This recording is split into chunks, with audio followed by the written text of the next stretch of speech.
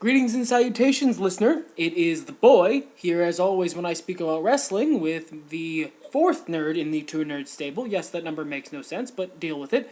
Billy, say hi to the people, Billy. Boy. And today we're going to be talking about WWE's Battleground pay-per-view for 2015. But before we get into that, as always, likes, the comments, the favorites, the subscribes, all that stuff. Most importantly, head over to Super Blizzard's Bandcamp page. His Shining Rosado song, Let's Get Hardcore, is our theme music, which he gave to us for free because he's super nice. Buy up his musics and take a look at his video games and all that fun stuff. Now that all that stuff's out of the way, Battleground 2015. That happened. Yes, it did. That was that was sure a thing that happened. That was a show that existed in the year 2015. Matches happened. They had endings. And then the show was over. Welp, that about wraps us up. No.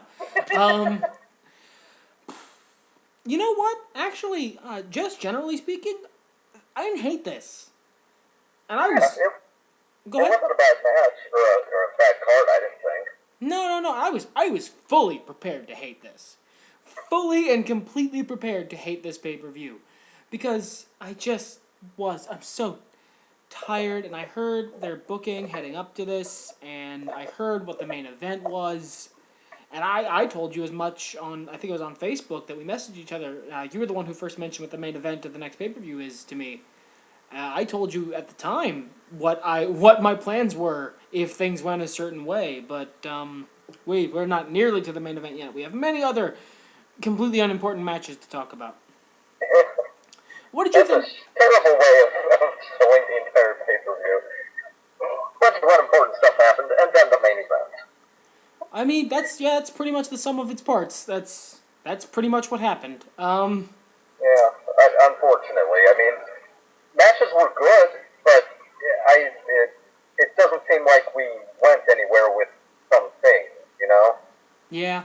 And you're right, the matches were all high. Actually, even the fucking Divas match, it was good. Like, it was really, really good. It just didn't matter. Yeah. And ultimately, I mean, the main event didn't end up mattering either, but, I didn't watch the pre-show with, King Barrett versus... is R-Truth a king now, too? Is that the gimmick? That's the gimmick, right? R-Truth was calling himself king, but, like, this match was, like, officially for the kingmanship. Oh, God, that's so fucking stupid. That whole gimmick is just an abortion of a thing. It is so terrible. But it was apparently about 10 minutes long. King Barrett won. Whoop-de-fuck. I guess King Barrett's gonna be the one saddled with this shitty king gimmick for the next year. I got nothing to say about that because I didn't see it. You? I came in midway through. As usual, both guys were good. It was clearly a match that was just there to be there, and neither guy got anything from it, I didn't feel. No, yeah, this was very much like a plane circling the tarmac waiting to land. This was a holding pattern. This whole pay-per-view was just, all right, SummerSlam's the next one. We're saving all the good shit for SummerSlam. Which you can't necessarily blame them for. SummerSlam is one of the big four, but they could do a little better job at the go-home pay-per-view to it. It should at least feel like I'm not wasting my time.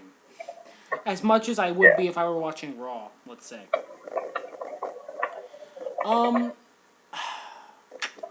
So let's just move right on to the first match of the pay-per-view. Randy Orton versus Sheamus. I feel like I'm going to say this a lot, this show, but it's facts. The match was good. Yep. There was nothing wrong with it. It was what it was. It was Sheamus and Randy Orton, two very made guys, just sort of doing their thing, putting on the kind of match you would see at like as a main event for a Raw. Ended with Randy Orton winning, clean off a RKO. They called it an RKO out of nowhere, but it was very much not. It was an RKO out of directly in front of Sheamus in the middle of the ring. That was the least out of nowhere RKO in the history of time. Well, and I think a theme of this is I don't see where either man got anything really. I think Orton won this because it was his hometown, but like Orton doesn't get anything for beating Sheamus. Sheamus was Money in the Bank, but he lost. So that is a great. There's a lot of work to help legitimize him as a threat to the championship. Well, that seems to be a common thing. You win a title or some accolade, and then you lose. Yeah, that is. I mean, you're right. That is kind of a common thing. I don't have much to say about them. About like I didn't see any of the build. I watched the video package they did for the build, but even that wasn't like much. Apparently, these two dudes just have a beef. Like they, one attacked the other, and then they got beef, and they settled it. And that's not necessarily a bad thing. Sometimes it doesn't have to be a major convoluted story. Sometimes that's all you need. It just felt underwhelming, I guess is what we're trying to say. Yeah. The way they did it, yeah. Very much of a piece with the rest of the program. Just a little underwhelming. Well, let's just move right along to the tag team match then, because I got nowhere to. I haven't watched anywhere near enough of the E recently to even begin to figure out where to book from here. So I'm not even gonna try. I can try where we need me to, but admittedly, I have not seen any of it since the Raw after last pay-per-view. I was away from my viewing apparatus. So yeah, we're both sort of going at this blind. We really can only talk about the matches themselves, and whoo boy, did they not give us much to talk about. The tag team match, Primetime Players versus the New Day. Man, the New Day. One pay-per-view I'm kind of tired of them, or one thing I kind of get tired of them, and then the next time I see them, they win me over so much. It was so. I love them. I do. I think it's probably because part of it is that I watch a fair amount of Austin Aries' YouTube channel. That's Xavier Woods, and I watch his YouTube channel, Up, Down, Down, and he's actually funny, and he has Kofi on there a lot, who's funny. He has a bunch of other dudes on there also. They did a Street Fighter tournament recently with like him and Rusev and Heath Slater and a bunch of other guys. It was actually kind of enjoyable to watch. But I feel like that's lending them some additional like good feeling on my part. But I mean, they lost pretty clean, middle of the ring. There's nothing wrong with it. There we go. There's nothing wrong with them losing. I don't have any beef with it. The Primetime Players need a push. They were shit for so long that they need a couple solid victories to keep them to like really establish them. And I got no problems with them winning this, so long as we build to another cool match the next pay-per-view, or someone else cool comes in to challenge them for the title next pay-per-view. Either one really would be fine. The match itself was really solid. I would probably say one of the better matches of the evening, and it did what it was supposed to do as a tag team match. There was a lot of back and forth action. The psychology was really on point. It ended with a really solid win, so I got no issues with it. Booking from here is pretty simple.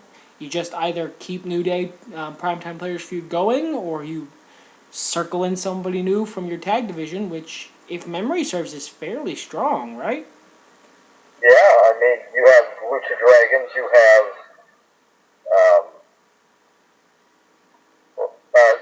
Harper and Rowan aren't there because Rowan got injured. There's other teams, I just can't think of them. You got, like, the Ascension. They're not bad. Yeah. Well, that's... Well, I would like to point out, this was a better match than they did last time, at the last pay-per-view. This one was a little less paint by the numbers, I thought.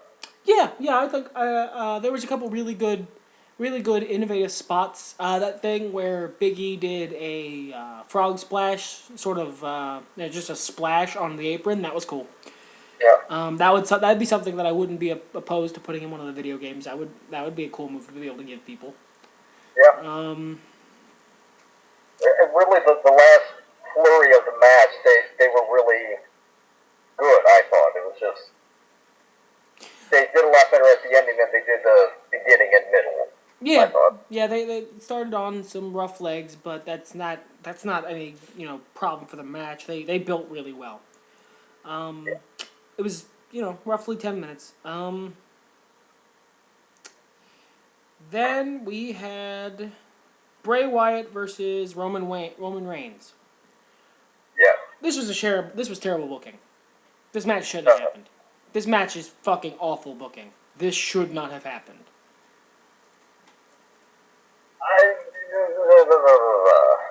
I mean, like, Bray Wyatt interfering in the last pay-per-view was terrible booking. You could have had Roman get bounced off the, ladder any of a number of another ways. You didn't need Bray for that. Roman didn't need to fight Bray Wyatt because Bray Wyatt is a kind of a joke at this point with how many times he's lost. And losing to Bray Wyatt does nothing for him. Beating Bray Wyatt does nothing for him because beating Bray Wyatt doesn't really do anything for anybody anymore. Yeah. Well, Bray, I, go ahead. I just want to, offer the dissenting opinion here. I agree in that it was bad booking, but I really think that you could have made something good out of it if the ending had been different. Like, I mean, you're not wrong. You're not wrong. Yeah, I mean, you can almost always make something good out of bad booking if you're willing to, think outside the box a little. But they didn't. Honestly speaking, in this match, I think if they're fucking committed, if they're married to this match, this feud happening, they made the right call for who should win. Bray Wyatt desperately needed a win. Desperately needed a big win on a pay-per-view, and he got it. And he's a heel, so he got it plenty strong for what he needed to do. I got no problems with that win. As far as that match is concerned, if that match has to happen, Bray should probably win because Bray needs a win, real bad. But unless Ray's going to ultimately win the feud, it's just going to be the same thing over and over again, isn't it? He's again going to go into a multi-match feud and lose. Yeah, that's clearly what's going to happen. Of course that's what's going to happen. Yeah, I would have preferred, and I thought for one brief, glorious second they were going to do it. Like, I thought, because my laptop, shuts down mid-match, and when I came back up, they were doing the Reigns throwing the chairs into the ring. And I thought, holy shit, he's going to beat the shit out of Wyatt with a chair, and we're just going to get a DQ ending. Wyatt has pissed Reigns off that much. And that's what I was talking about. You could have had them get something out of this match, because Reigns looks like an emotional person. Wyatt is the guy that got into his head and pissed him off. And so even though there wasn't a definitive ending, you did better with a non-definitive ending in that manner, I thought. Yeah, I mean, you're right. That would have been cool, too. I wouldn't have had a problem with that either, because it wouldn't have been Bray Wyatt losing. But at the same time, I think that ends the same way. Like, that doesn't end with Bray Wyatt coming out of this feud on top any more than the other way. No, but at this point, Bray needs to be in a feud with a mid-carder, not an upper-carder, not a main eventer. He needs somebody that you're going to allow him a win over. Yeah, like a win he gets to keep. Yeah. Give him R-Truth, give him Ziggler, give him Wade Barrett for all that matters, give him someone Neville. in... What? Neville. That would be an interesting choice. Give Neville a good, strong feud. You can feed him to Wyatt. I honestly have no idea how good Adrian Neville is on the mic, so I don't know how, because I haven't heard him talk, at all. Since he came into the WWE, so I don't know how well he'd do promoing against Wyatt, which is really where the feuds... Because Bray Wyatt's a perfectly talented wrestler. He always does his end there, but if someone can't properly promo against him, honestly, more even than winning, Bray Wyatt needs somebody to sell his fucking gimmick. He needs to be Yeah. scary. He doesn't need to win. He needs someone to not no-sell him. And even Roman Reigns did it. You know, he's not in my head. I'm not scared of Bray Wyatt. Someone needs to be fucking scared of Bray Wyatt. Someone needs to be scared of Bray Wyatt for Bray Wyatt's gimmick to work. His whole gimmick is that he's scary. If he's not Yeah. scary, his gimmick doesn't work. Well, I agree and disagree that Reigns didn't sell it. I mean, clearly he was on the mic and said, "You're not in my head," but it was clear that he got to Reigns enough that Reigns was a little shaken. He just wasn't as shaken as he needed to be.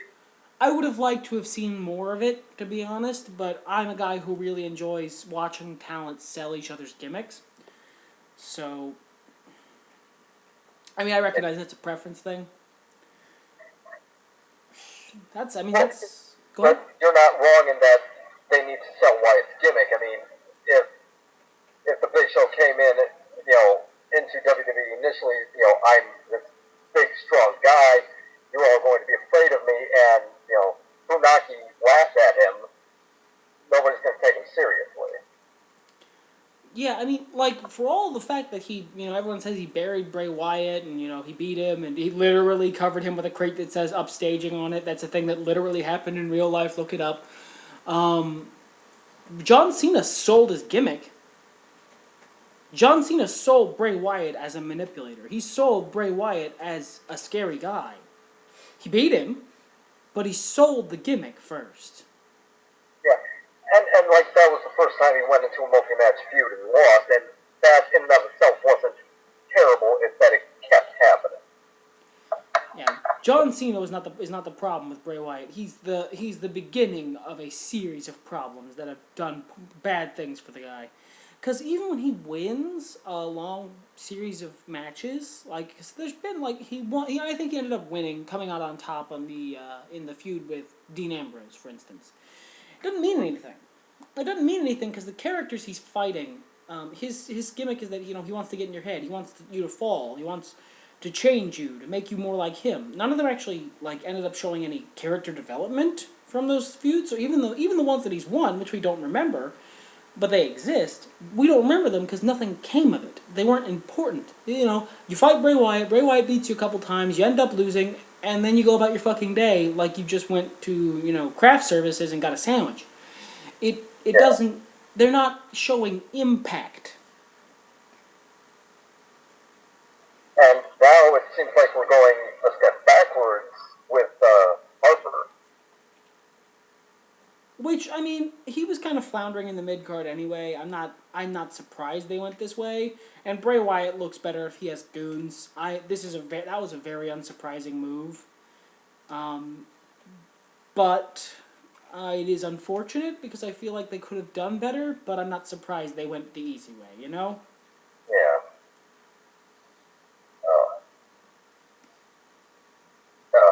And then I don't know. I'm disappointed what they're not doing with Harper. He's a good talent. He can stand on his own. He's not even a guy that you need to be able to work on the mic, although you certainly can have him work on the mic. He's not bad at it. But they're not creative, I guess. Yeah, very much a creative downturn with the E recently, which is, saying something. They're not really super creative anyway. But you want to talk about the Divas match? Huh? You want to talk about the Divas match? Sure. Yeah. Actually, I really liked this match. It was a really, really solid match. All my Christmases came at once when I tuned in and found out that they'd called up Charlotte, Flair. They called up Charlotte, Sasha Banks, and Becky Lynch. Yeah. They called up they did the thing I wanted. They called up the big names in the NXT Divas division to inject some life into the WWE Divas division, and it was good. They put on a good match. The Bella didn't even manage to fuck it up. I was a little unimpressed by Charlotte, but I think I'd want to see her in singles matches before I really make a judgment on her. Yeah, no, because, I mean, I think I'd have to disagree there. I was impressed because it's a triple threat. There's always going to be some hijinks that ensue and that can mess up your flow a little bit, but she still managed to make a showing. She still definitely worked and did her part of the match and really made her stuff look good. I fucking love that the figure eight that she does, the figure four with the bridge. That looks really cool and like a really effective submission. I like it. I hate the name. I don't really. Like, I recognize that I probably should, but I don't. I don't know. Maybe I just had super high expectations since she was, Flair's daughter. Well, I mean, and that makes sense. She does a figure four, but she's more athletic, and she's certainly bendier than Ric Flair ever was, so she does a bridge and calls it a new move. That's perfect wrestling logic, and I really don't mind the name. I actually kind of think it's a good name for a finisher. I've mentioned before that I fucking love Sasha Banks. I think I mentioned before that I mean Becky Lynch didn't wrestle tonight, but I mean I think she was fairly impressive when I saw her on NXT, and I'm gonna be honest with you, she wears fucking steampunk goggles. That gets her some points in my book. I'm not a hard man to please. I noticed that, and I did like those too. I hope those stay. But I mean the match was solid. It was a good triple threat match. Had a lot of good back and forth. Brie Bella didn't do a bad job, which is always really kind of surprising. But No, it isn't. You are wrong. Stop being wrong. but they did the almost like traditional everyone jumps out of the ring and knocks people down segment that happens when there's a bunch of people outside the ring anytime there's a WWE match now. Yeah, and that's one of those spots that's getting a bit tired. Yeah, I entirely agree. And it's like, I didn't need to see Charlotte do a dive. It was just, that's not what I expect out of her. But she did it anyway, and to be honest, it wasn't that great. It was probably the worst of the three dive maneuvers. Oh no, it was definitely the worst of the three. It wasn't a bad one, it wasn't great. She had to follow two better ones. Yeah. So it ended up looking worse by comparison. I mean, they gave 11 minutes for a triple threat match. That's not bad for a Divas match. I feel like they had enough time to tell, to have a match, at least. Mm-hmm. I love this move, though. Like, booking-wise, this is one of the booking moves, one of the few in the entire pay-per-view that I really loved. I love calling these people up. I love splitting the Divas division into, like, a three-way war between a face faction and then two different heel factions. I actually really enjoy it. I think it is a great way to tell a lot of stories. It's a great way to inject some life and some story into the Divas division, which has been its big problem, is that nothing they do matters. Now that they have stakes, they have teams, they have, people they're fighting for, it's easier to care about the characters because they have stakes. There is risk, Yep. And not to mention, they just, there's a lot of talented athletes in the people they called up. Good. Also, I mean, look, to be completely fair, this is one heel division that I like, one face division that I like, and then the Satan team of the Bellas and Alicia Fox. That is the scariest fucking team, because you know what? Kudos to you, you were right once. The Bellas managed to not fuck up one match. But now they've teamed them with a person I have legitimately thought was going to end careers more than once. Alicia Fox is one of the scariest performers in modern wrestling, and not because she has a monster gimmick, but because she genuinely is very, very, very bad. I have a feeling Alicia Bella will prove us all wrong. No. I'm sorry. You're incorrect. She might get better, but I have the video evidence of how much she was terrible. So even if she gets better, no, you were still awful before. Well, I get the feeling she's going to be the one to take the falls for the Bellas, so the Bellas can stay strong. Yeah, I mean, that's pretty clear. She's she's their whipping boy in the classic sense. Yeah. Which, you know, that's probably bad. Just putting that out there. I think it'll be interesting if this continues on to Survivor Series, because often the Survivor Series matches are like lackluster stories to explain why we're having them. But this setup, I think, can very easily give us a Survivor Series match that makes sense as to why it's there. Like a three-way, 3-on-3-on-3, like, Divas Survivor Series match? Yeah, or I mean, even if they break one of the teams off and, like, not have Alicia wrestle, you know, there's options there. Yeah, you're right. It wouldn't be a traditional Survivor Series match, obviously, with the three sides, but I wouldn't mind, like, a 3-on-3-on-3 team Survivor Series thing. That, for the Divas division, like, as another Survivor Series match in addition to the traditional one that they're going to have, obviously. That would actually be, that'd be a really good way to book things. I would not have a problem with that at all. I got nothing else. I mean, I'm happy. This match made me happy. It was a good match. I have no problems with the ending. Obviously. But I have no problems with any of it, and I think it's a really, really solid booking decision. So, yay. Yay all around for this one. But that, I agree. yeah. That leads us into John Cena versus Kevin Owens 3, which they called the rubber match on air. I didn't like that. Like, for some reason, when they use terms like that on air, even if they're not like real inside industry terms, but just, you know, general terms for fights, because you hear that in like at UFC and boxing matches and that sort of thing. When they do it in the WWE, I don't like it that much. It seems weird when they do it on air, you know, just because it doesn't really jive with their general feel. If they did it more, I don't think I'd have a problem with it. Yeah. But the match itself was as good as the first two, so I can't say anything bad about it. It was incredible. You want so badly to, but you just can't. Yeah, you're right. I do want to say bad things about it. Fucking John Cena wins, lol.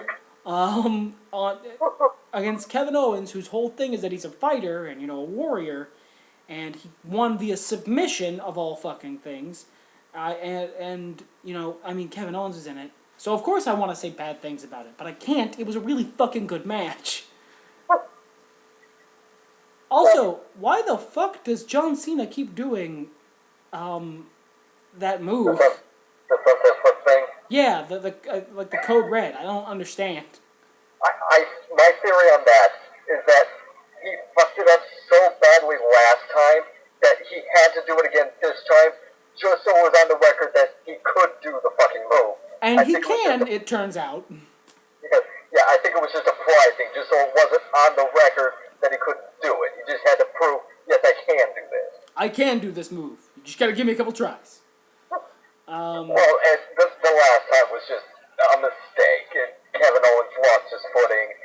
It was just one of those things that happened. The whole thing went bad. Yeah, but this time was much better. The rest of the match was good. There was some very, very cool, unique offense that you don't see a lot from, that I haven't seen from Kevin Owens before, and that you don't see from John Cena. And they mentioned it in the match, that Kevin Owens is bringing out the best in John Cena. Motherfucker is bringing out some moves. Like, he is opening the toolbox in these matches, and, you know, proving people wrong. He has way more than 5 moves. He just uses those 5 a lot. And people rag on him for that, but, like, every fucking major wrestler has roughly the 5 moves of Doom-ish. Yeah, like Stone Cold had like 4. He had one less. Yeah, and Orton, you know, he has the Power Slam, he has the Garvin Stop, he has a few. Bret Hart had a few, Hogan had, they all have a few. They have their rotation, 5 to 7 moves usually, that they use all the time. Doesn't mean they can't do more. It means they have a character, and their character does certain things. As many people in the industry will tell you, John Cena's work rate is fine. John Cena has a fine work rate. He can do lots of moves. The character of John Cena does these 5 moves. These are his 5 moves. So those are the 5 moves he does. Yeah. Well, and I liken it to like writing a story. You know, it follows a certain pattern. You do certain things at a certain time to get a certain reaction to build to a certain end. That doesn't mean the writer is a hack or doesn't have other tricks. It just means they're following how you're supposed to fucking do this shit. Right. Tropes are not bad, is a thing I say a lot. Just because you've seen something before doesn't necessarily mean it's a bad thing, so long as it's done well. And John Cena does his 5 moves very well. And he did most of the other moves he brought out this time very well. There's nothing wrong with what he does. And Kevin Owens is obviously a talented athlete. I can't take that away. He doesn't entertain me any more than he previously did. But he's a talented motherfucker. I cannot take that from him. And to be honest with you, by the end, I really actually kind of wanted to see him win. I wanted him to take the match. To see him win anyway, just so that Cena didn't do the same thing again. I mean, yeah, but they sold it. He lost the NXT title to Finn Balor, I guess, and he sold it. He sold that he needed the title. He sold that he wanted the win. He sold the gimmick. Throughout the match, they sold how hard he was to put down and how hard Cena was to put down. By the end, I've seen Cena overcome odds in big matches. We all have. It's so much so there's a fucking meme about it. I wanted to see Owens take this. He didn't, and I'm a little salty about it, even though I don't like the character Kevin Owens. I'm a little salty Kevin Steen didn't win. And I think that it has nothing to do. A lot of what we talk about is not whether or not we like Cena or like Owens or like Reigns. It's because of what the proper things do to make things better. Yeah, there are very few wrestlers that I don't like as a person. It's not these people that I take issue with. It's what is good booking, what is bad booking, what is good, sometimes it is, I just really would like to not see this person anymore, like Vicky Guerrero. I'm very glad she's no longer on camera. I never liked her. I really wanted to turn off the TV every time she was on camera. That's very, she has a very grating voice, and she had very grating mannerisms. I'm sure she's a nice enough lady in private life, but wasn't that kind of the point of the character? But it shouldn't cross the line to where I turn it off, and it did several times. Oh, fair enough. I just making sure we were clear that was her character, but she maybe did too good of a job. She did it in exactly the wrong way. But I did like her excuse me, though. That was a good interjection. You know what? knew who it was. That did eventually get over with me. I eventually started to enjoy that in one line, but then she would say other words, and I couldn't handle it. Well, it was like her version of the glass breaking when Austin comes out. No, let's not compare those two things. Let's not. Well, no, I just mean the second you hear it, you know who it is. You know what you're going to expect. How popular they are doesn't factor. It's just it is very iconic. I'll give you that. Dude, this, as far as booking, this should, these two needs to get the fuck away from each other. They've had 3 really good matches. John Cena wins, lol, so the E is happy. Just get them the fuck away from each other. Get them away from each other. You don't need 4. Don't do another. That is the one booking advice I can give the WWE about this. Don't do another match. You're going to want to because their matches are good. Fucking don't. Well, that brings up the question: if we had a phone into the WWE, where would you tell them to go with these two? Individually, where would you suggest they pair off into feuds with other people? I'm gonna be honest with you. I don't know what to do with Cena. With the U.S. title strapped to his waist, I think the better move would have been to take it off him here and have him go do something unrelated. But I don't have many ideas from Cena. Maybe you do. But for Kevin Owens, that's real simple. Inject him into probably the Intercontinental title scene. The World title scene's way too busy at the moment, so you can't put him there. Although I would say, even though I don't personally like him, he's that quality talent. You can get him there real quick. But I would say put him in the Intercontinental title scene. He can do well there. Maybe don't make him the Intercontinental champion. Because I mean, clearly that shit is cursed. Have you fucking noticed that? Like I have, yeah. What the fuck is the deal? the Intercontinental title is fucking cursed, dude. It is cursed. Someone put a fucking voodoo hex on it. Ever since I think it was when Wade Barrett separated his shoulder. Ever since then, like every Intercontinental Champion has gotten fucking destroyed in one way or another. That would actually make such a beautiful fucking storyline that the Intercontinental title is cursed. Right, but you don't wanna make the point of your title that nobody wants it. No, but that would have been brilliant back in the early 90s when, like, Papa Shango was around. Yeah, like he cursed, like someone beat him for the title, and in a vengeance rage, he cursed the championship belt until he got it back. No one would be allowed to keep it. Yes, that would have been fucking brilliant. So beautiful. Horrible wrestling story, but it would have been brilliant for the era and the character. Yeah, modern day that's terrible, but back then, yeah, that would have been a great Attitude Era gimmick. But I mean, like, fucking, the thing's cursed. Bray Wyatt separated his shoulder. Daniel Bryan got fucked up again permanently. Who won it after Daniel Bryan? Ryback? Yeah, it was Ryback. And then Ryback had a ridiculous CM Punk level, like, staph infection in his knee of all places.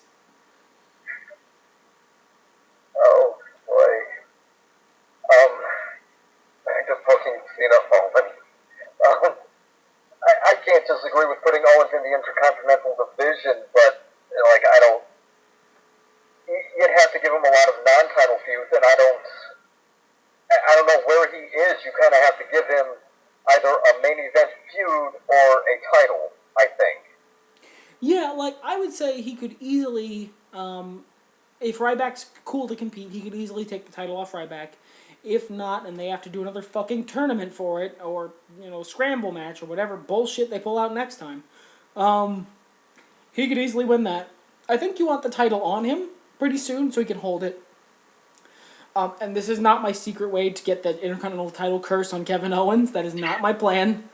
But no, it's just because he's already been written out of the United States. He doesn't have a tag team partner. He's not a diva. The only other place to go is the world title, and that's just not. The IC is the. It's just too busy. It's just too busy. Yeah. I mean, ideally, that's where you want him in like a year, 2 years, when you've cleared away some of the clutter. But you want him in the world title division. He's that caliber of talent, obviously, and people like him, even if I don't. So you want him there. So, but you can't put him there now. It's too cluttered. It's too busy. Yeah. With Cena, I think you have to, at this point, start winding down the reign. He's had a good, strong reign. He's been putting over, well, maybe not putting over people, but he's been getting people to look good in by competition with him. Yeah. I think figure out who the fuck you want to be the champion by Survivor Series and build towards that. Yeah, but who? Who fucking, at this point, with the wars he's had with Kevin Owens and all that shit, who takes that from him? Really? Who can pull that off? Somebody you want to build even bigger. Dean Ambrose might not be a terrible choice. No, Roman Reigns wouldn't be a bad choice either. No. It would get him out of the main event title scene, which is what you want, which is what the fans want. They want him, as Bray Wyatt put it, anyone but you, Roman. Now fuck the Smarks. Hey, I gotta give credit to Bray Wyatt. His fucking "I'm a Smark" gimmick this pay-per-view cycle was beautiful. It was glorious. Anyone but you, Roman. Anyone but you, fucking Smark. That was nice, but fuck. I mean, it would give him an opportunity to build. It would give him a title. It would let him put on some good matches. Let him, stay there for a while, a couple months, maybe a year, and then bring him back to the main event scene once the Smarks have had time to. Once the Smarks have calmed the fuck down about it. Yeah. And that honestly opens up room for Kevin Owens to go into the main event title scene, which, I mean, you don't really need him at this point, but if you want to do that, you could.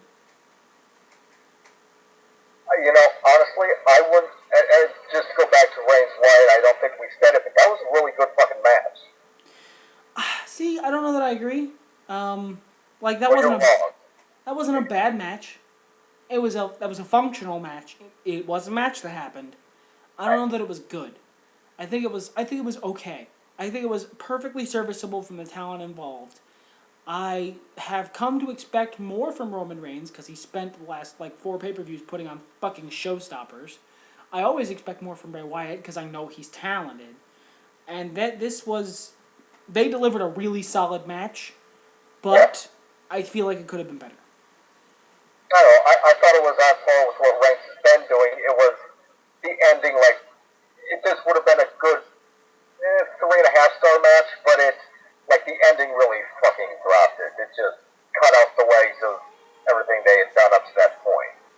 Back to booking Cena, I think you just have to figure out who you're going with, and Ambrose, Reigns. I wouldn't mind Cesaro if they could build if like they dedicated Cena to some other stories going into Survivor Series and dedicated building Cesaro for Survivor Series. I think people would buy Cesaro doing it. Yeah, you could. I mean, that'd be a great push for the guy. I never count on them pushing Cesaro. Because, I mean, I guess he farted in Vince's elevator at one point or something, because Vince hates him. Oh. Like, that's a fight him and Triple H have been having for fucking months. Triple H loves Cesaro, wants to push him to the moon, wants him to be in the main event, wants Cesaro to be a guy. Vince hates him. I don't know why, but he does. He just doesn't like the guy. Like, Vince is very much a guy that he's like a J.K. Rowling of a wrestling company. He can make all these decisions, but it's not the same as writing a book. He can't make all those decisions just based on what he wants. but he clearly can and does, so... Well, okay, he can, he shouldn't. I'm sorry, I misspoke. Fuck you.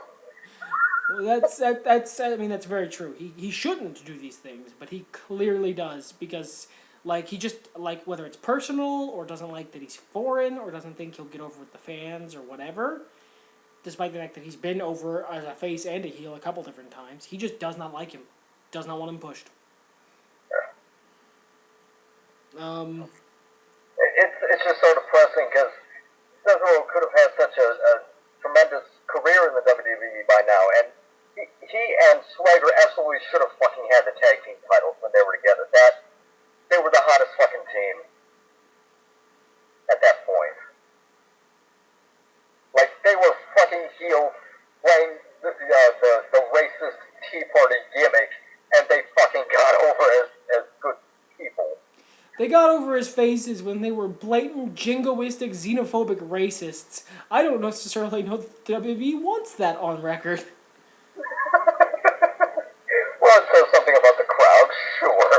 Maybe things that shouldn't be said, but the crowd just, they had that little bit extra. They weren't just good in the ring. They didn't just have a well-thought-out gimmick. They had the beginning, put your hand on your heart and say, we the people. And people got into doing that, like the clapping with the clap people. With the New Day, yeah, and I love that there are people that clap with them. I really fucking do. I love the New Day's gimmick. Did you know this? In Orton vs. Sheamus, the crowd chanted RKO to the beat of New Day Rock Suck. Yeah, that beat is like integrating itself in the world. It is RKO, New Day Sucks. It is grand. Don't get me wrong. Let's talk about the main event. I don't really want to, but let's do it. Well, do you want to just cover the show Miz segment or just skip right ahead? I mean, I feel like the WWE didn't want to cover the show Miz segment, so I don't know why I would. Well, I'd hate to not acknowledge that it was a good promo by the Miz. It was a good promo by the Miz, and he spoke truth to power, and it was beautiful. Was it, in my opinion, the Big Show's been missing since the Attitude Era, and if he had any sense in his head, he would do what the fans want and retire. Miz, Mike Mizanin, my heart, how are you speaking for me? How are you my surrogate? How are we so relatable to one another? And then as soon as the Big Show came out, he was like, "Never mind, you're the best, you're the best." Which, to be fair, if Big Show was mad and coming towards me, I'd do the same fucking thing. All right. Yeah. Look, I'm Big Show's biggest fan. If Big Show's in punching distance of me, he's the best. Yeah, that about covers it. I just thought that should be covered because it was a pretty good promo, and really it was the only true promo on the show. That's true. They were very heavy on the matches this time, and I loved that. That was really nice. But Yeah, so the main event. So the main event. Okay, listener, I mentioned this earlier.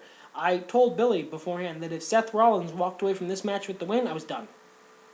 If Seth Rollins won this match, and I don't mean clean, I mean at the fuck all. If he had won this match at all, for any reason, I was done. I was done with the WWE. I was not watching their shit anymore. I was out. I could not handle it because that's such terrible booking. That is such slap in the face fucking terrible booking that I would not have been able to handle it. Well, technically he didn't win. It was a no contest. Yes, that's true. He did not win.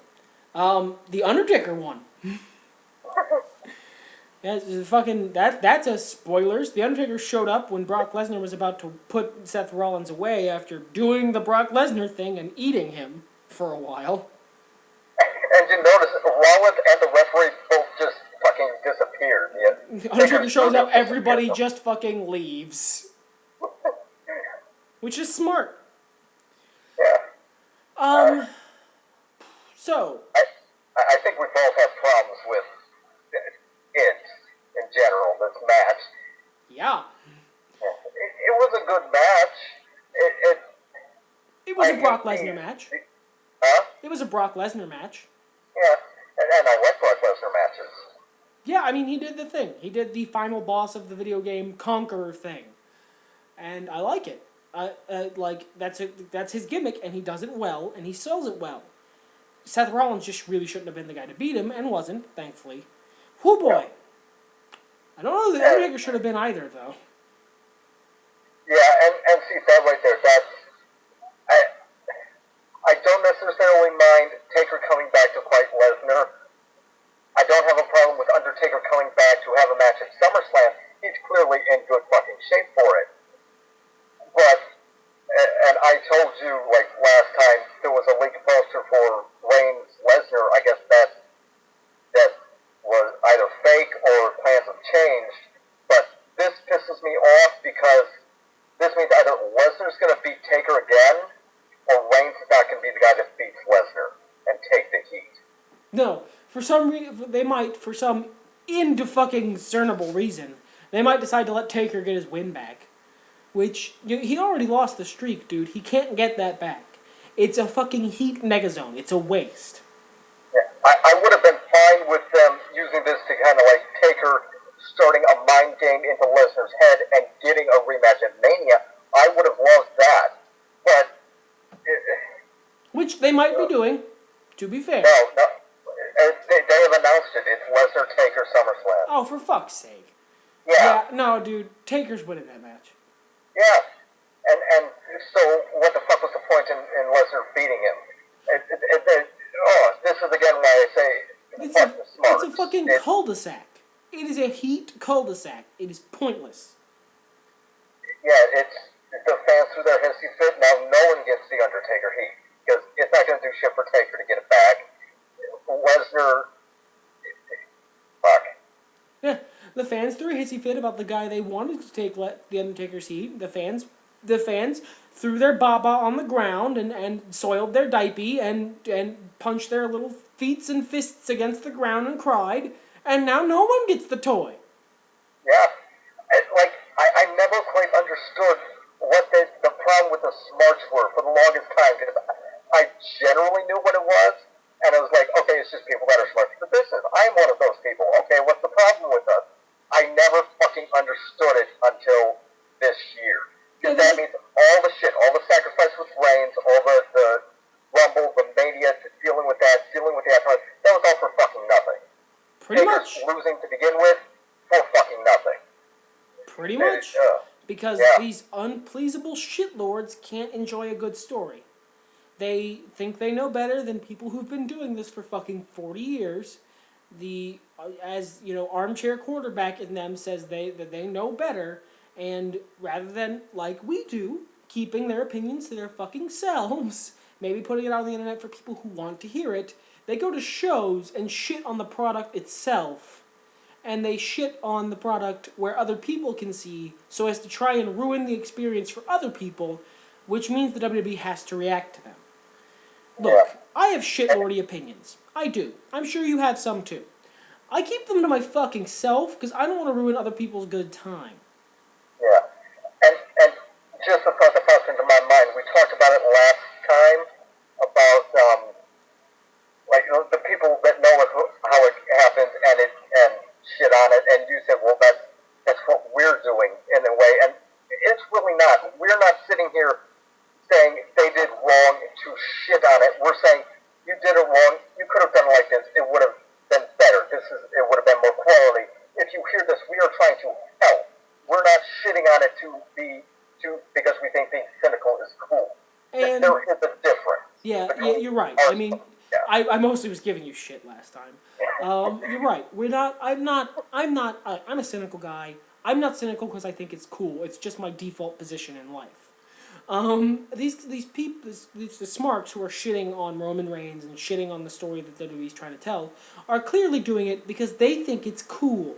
They think it's cool to be contrarian and to boo the people who they think they should cheer and to cheer for the bad guys because that's what's edgy, and it's incredibly shitty. It's incredibly shitty, and it's ruining other people's good times.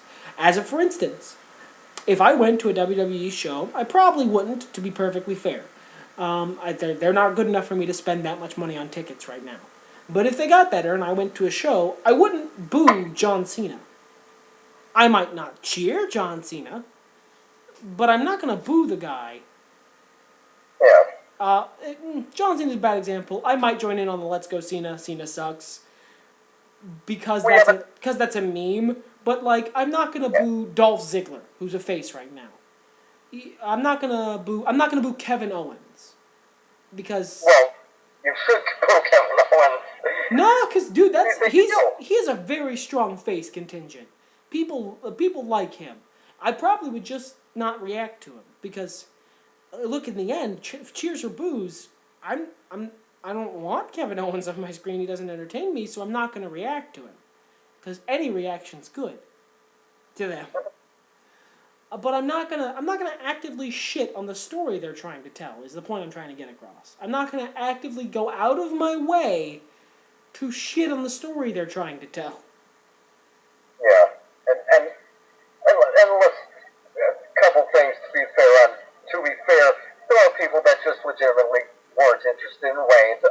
We don't want to make a blanket statement for everyone. I'm more comfortable making that blanket statement than you are. Because I know there is no one wrestler that everyone will like. I was never a big fan of Austin, or Rock, or Cena, or Owen. There's just some people that don't appeal to me. That's fair. There's no one wrestler that's interesting to everybody. You're right. But, like, I'm going to say a good 90 percentile of the internet people who hate Roman Reigns just hate him because they think he's the one the WWE wants them to like, so they hate him on principle, and because he's not their precious babby Daniel Bryan. And now it's too late. Now they hate him because they hated him before, and they're going to continue to hate him because that's what they do. They've made their opinion, and they're going to stick with it. And look, I don't like Kevin Owens, but I try and maintain being open to being wrong. As you are so want to tell me about how wrong I am, I try and maintain being open about being wrong about this sort of thing. And you should be glad I'm out here, JBL. Otherwise, you wouldn't know when you're wrong. Oh my God! I knew it. I knew you were gonna make that joke. I knew it. I heard him, and I was like, I'm gonna hear that shit again later. That's gonna happen later. I fucking wrote it down so I would remember. That's how badly I wanted to reuse that. Well, I mean, that's the show. We covered the whole show. I got nothing else. Do you have any, like, general thoughts? Anything going forward? I'm glad Seth Rollins is still champion. Yeah.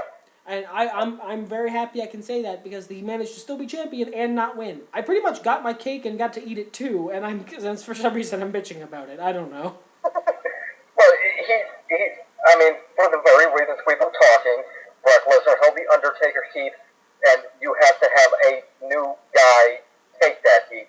Rollins didn't need it. That's why he didn't need to win.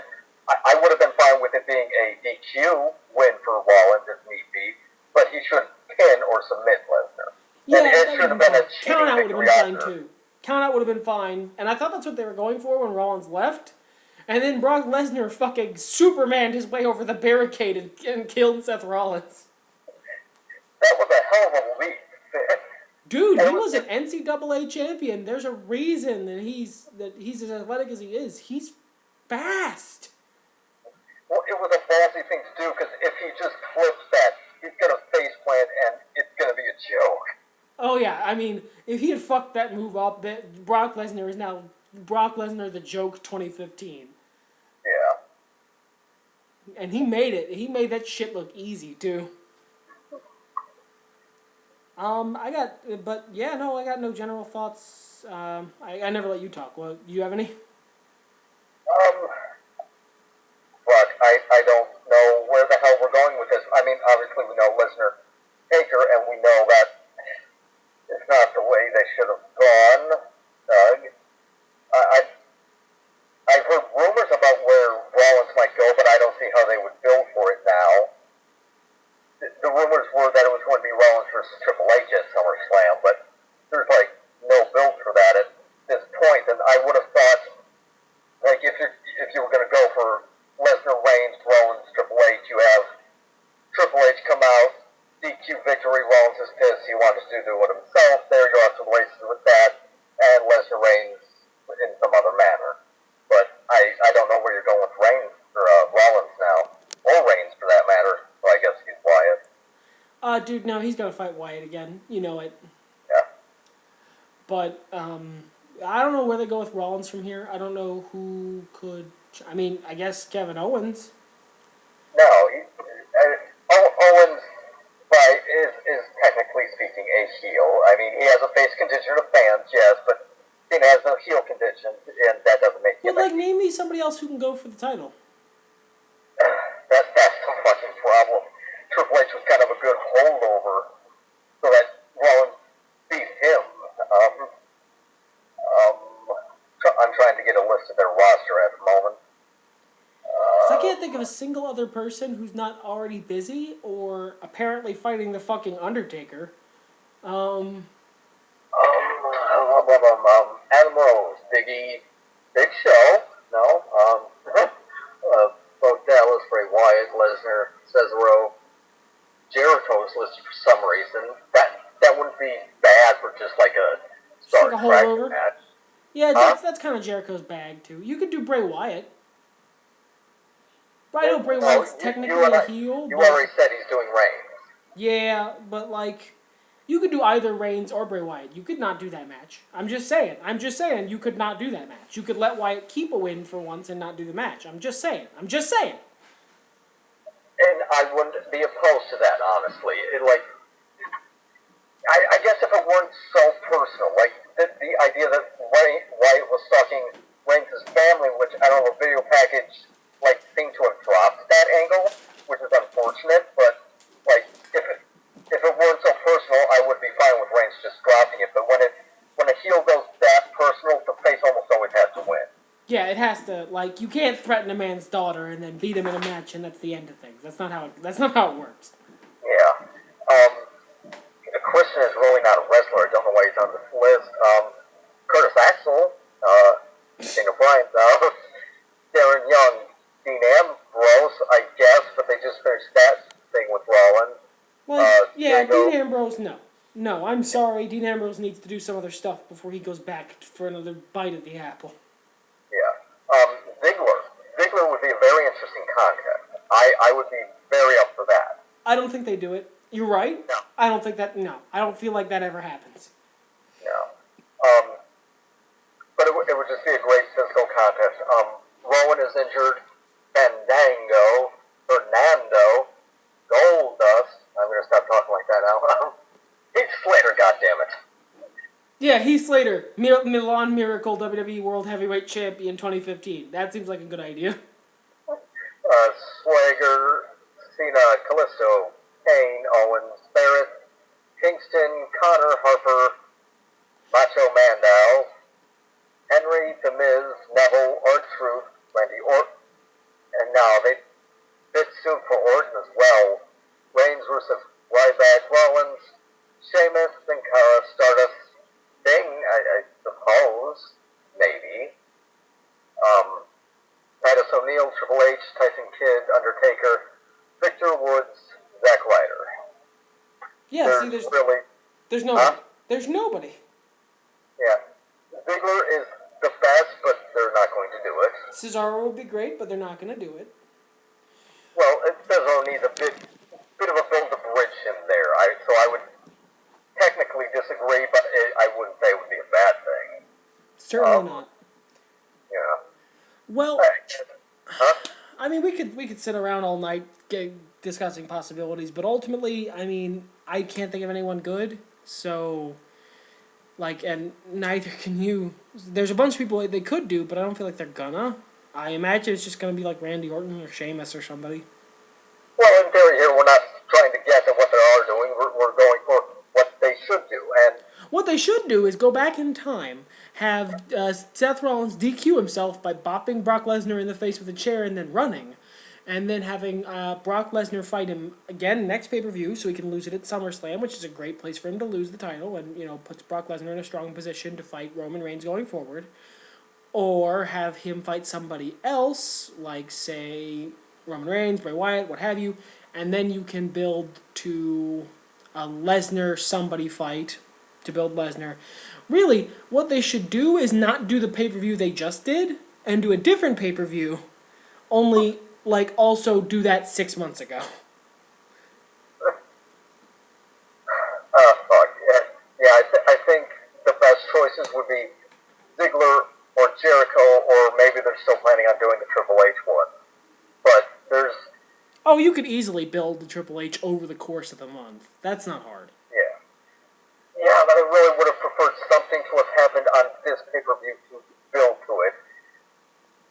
Yeah, I mean, you're right, but, I mean, at this point it's really easy. You know, Seth Rollins talks about how he beat Brock Lesnar, which is, you know, I beat Brock Lesnar. You couldn't beat Brock Lesnar, Triple H. What about that? Brock Lesnar didn't... I walked out of SummerSlam... I walked out of Battleground, the WWE World Heavyweight Champion. It's better than you ever did. And have him get all cocky and have him needle Triple H's ego and then Triple H flips out on him. It's easy booking. Yes, but it's also incorrect. Triple H did ultimately get the win, I believe. You know what? I don't even remember.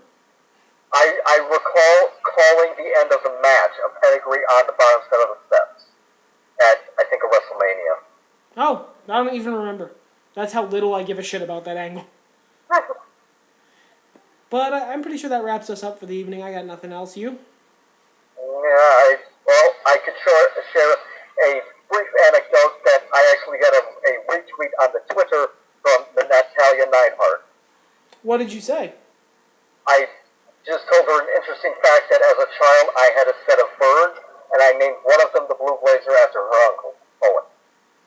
Well, that's awesome. Yeah, I'm not surprised that got a retweet. Damn straight. The other one was Hulk Hogan, but fuck that bird. he did the leg drop too many times. It got annoying. Now I'm just hearing him go, leg drop. I got nothing, man. Yep, this just backed us all into a corner that I can't even recommend something for SummerSlam for a lot of it. That's pretty fucking bad. Yep. But, I mean, they didn't do the thing that I told them not to do, so I guess I'll be there to watch it, and then we'll talk about it. That's good, because it would be a really boring podcast if I just sat there by myself. Yep. It would eventually descend into my just making funny voices to argue with myself. That would be scary. And I'd fucking do it. Yeah, you would. Yeah. But I'm pretty sure that wraps us up. You remember your line? Everything's better when nerds talk about it or dorks. Well, you're close enough.